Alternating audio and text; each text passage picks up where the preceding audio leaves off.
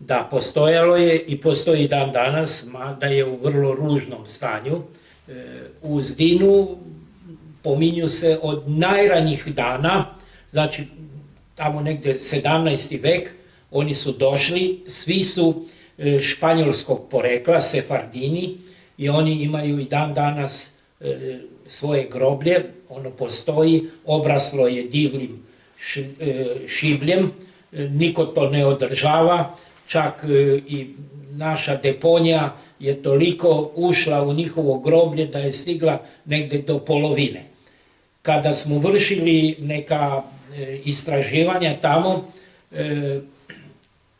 otkrili smo još 7 grobnih mesta i 4 nadgrobnih spomenika.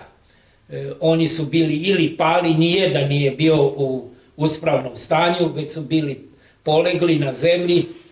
Dan danas, ja više tamo nisam išao sigurno zadnjih 5-6 godina, tako da ni ne znam u kakvom je stanju to groblje danas.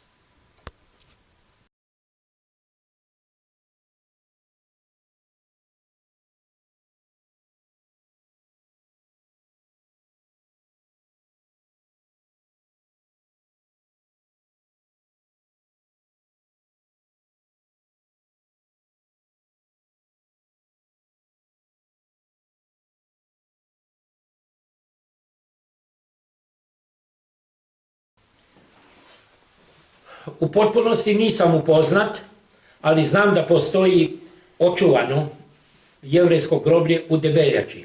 Naše ekološko društvo iz Uzdina napisalo je jedno pismo jevrejskoj organizaciji iz Beograda da dođu na lice mesta i da se upoznaju sa stanjem jevrejskog groblja u Uzdinu. Nisu došli, već su tražili da im mi napišemo. Mi smo im napisali da je naše uzdinsko jevrejsko groblje u izuzetno lošem stanju, obraslo je divljim šibljem, drvećima i tako dalje. Znači, ovoj problematici treba da se preuzmu u ovoj problematici određene mere, i to prave mere, i da se jednom zauvek sačuva ova ostavština koja je deo naše civilizacije.